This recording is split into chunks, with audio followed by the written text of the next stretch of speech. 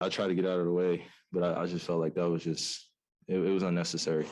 Like for him to dive that far away to the ball, I was just trying to get out the way, but just unnecessary play. I asked the refs, you just got to protect our players out there. It's just totally unnecessary. I get Nassir wants to go for the ball, but man, that's just not a good play for basketball. I could have broke my ankle or done something worse. There's just no place in our game for it.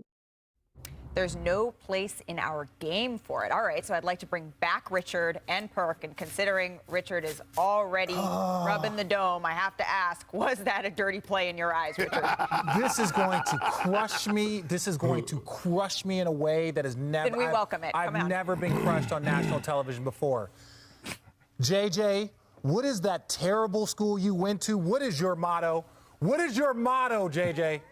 First to the floor. You guys dive after every ball. That's some Duke basketball BS. And look, I know Kyrie. I understand when you get injured in that moment, but that is first to the floor. And look, I love Kyrie. That's my guy. But Kai, I've seen you dive after balls in practice. Look, he's trying to get the ball. This is a guy that's trying to win a game.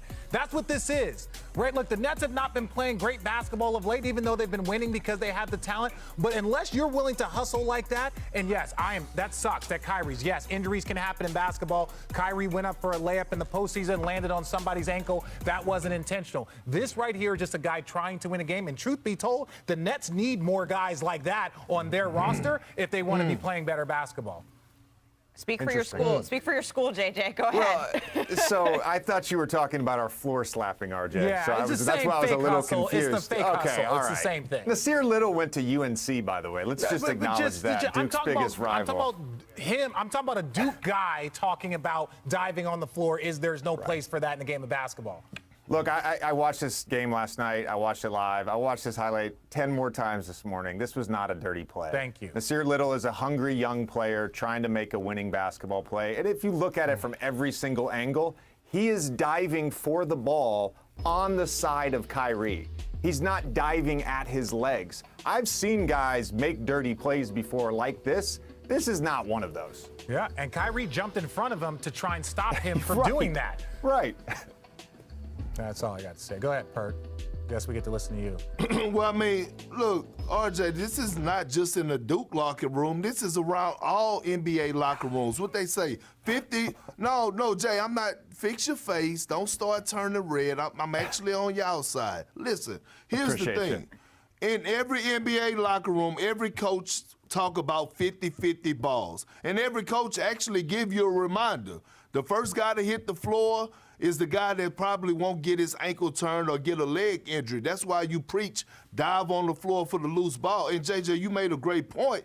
Here's the thing. This is a guy in Little, a young fella who's trying to establish himself in the league, trying to make get a reputation for himself as a guy that plays hard, everybody's watching him play, and then you have Kyrie and you have the Nets who were playing cool. This is why they lost the game in the first place, because the Trailblazers just played harder than them. And so I actually talked to my guy Chauncey Billups today, and I asked him about that play, and he was like, man, hell nah, man. Ain't nobody was trying to hurt Kyrie. Perk, you know that's what we preach.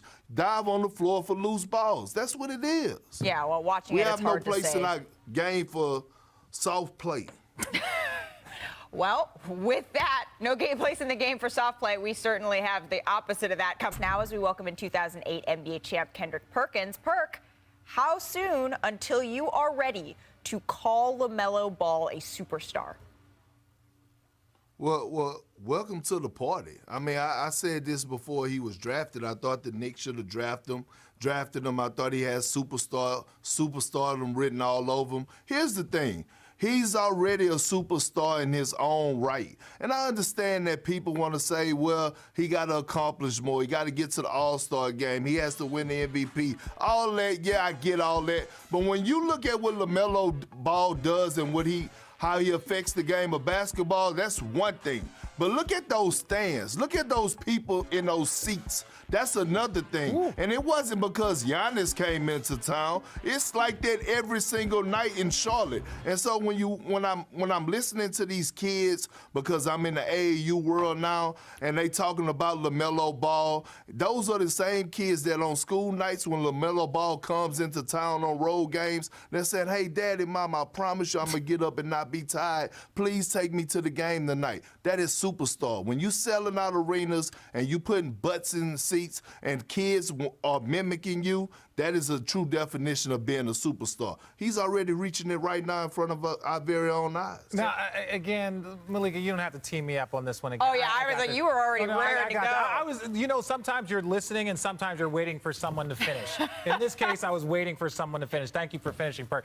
At the end of the day, he is an absolute star. Superstar, there are very few. Understand, the game of basketball, the NBA, when you have a superstar, you are transcendent on sports. You are Magic Johnson. You are Larry Bird. You are Michael Jordan. To say superstar, there's probably only about 4 or 5 superstars in this game. Now, is he headed that direction? Rookie of the year, like we've followed his story pretty much like LeBron James since he was 14, 15 years old. Yes, he is a star. He is going to be an all-star this year. If they keep going, he's on his way towards All-NBA. But superstardom is a little bit different. There's very few people that ever reach superstardom in this game. Well, let me ask you a question, Mr. Richard Jefferson. Please. Name me your young superstars in the NBA but you right said now. Young superstars. You said young superstars.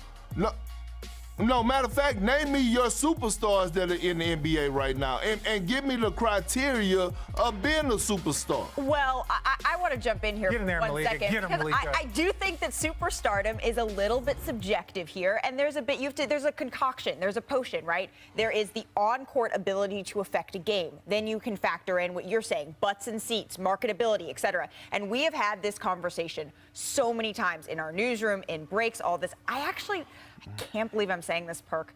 I kind of agree with Richard. There are only about 5 superstars in the league that are just plain superstars. They are transcendent. They have earned it. There is nothing they can do to let it go. I think there are other players who have been superstars in the past. I think there are players who could be superstars in the future, but the LeBrons, the Giannis's, that's who I'm looking at. The Steph Curry's, yes. Bona fide superstar, no question about it.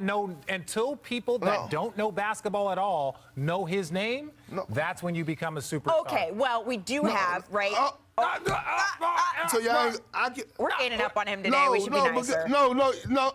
No, because listen, here's the thing that I got over Kevin Durant, both of you guys, okay? I am in AAU gyms every single weekend with over 3 to 500 kids. And guess what? A name that comes up every single time somebody walks up to me is LaMelo Ball. So that's what I'm trying to explain to y'all. Like, I understand where y'all coming from, but when I think of a household name, every kid in America loves LaMelo Ball. And right now, he's at the point where you could call him a superstar. Well, every kid knows and is talking about LaMelo Ball. Every person knows Kevin Durant. So let's get you caught up on the Nets and the Blazers game from last night. So the Nets had Kyrie, which we could debate the superstardom there too, back for a second game after he debuted last Wednesday in Indiana, and he repeated his production. He scored 22 points against the Blazers while playing nearly 40 minutes. And then KD, he had 28 points in 42 minutes. So he has now had 11 straight games scoring at least 25. That's the second longest such streak in Nets history, behind his own 12-game streak from last season. But not all things are good for the Nets. They lost to the Blazers. That's without Damian Lillard, without CJ McCollum, and Brooklyn has now lost 5 of their last 7 games. So here's KD on his minutes load after that game. Are you concerned at all about the workload that you put in so far today? No. Let me die out there. No, I'm just playing. No, I'm not concerned, but whenever the coach want to give me a day, then, I'll support it, but I'm not looking for one. You get what I'm saying? So I'm going to just play until they tell me that I'm sitting out. But that's not on my mind when I'm playing. That's not on my mind when I'm going into a game, preparing for a game. It is what it is. I got to play 40. I got to play, so what? You know what I'm saying? I'm going to play, but if they tell me to sit out, I'm going to do the same thing. Okay, dang, I'm a die out there. Well, with that, I'd like to welcome in JJ Reddick. So, JJ, do you think the Nets are putting a little too much on Kevin Durant right now? Well, I think they should definitely be concerned with his minutes. But as you guys just talked about, Kevin Durant is a superstar. He's Yes, a max he is. player. There's inherently going to be pressure on him. That has been exacerbated this season for a few reasons. First of all, COVID, injuries, but really the Nets have an unbalanced roster. They have 3 superstars, or whatever the criteria is, guys, I'm not sure. But they have 3 star players. And then after that, there's this pretty significant drop-off.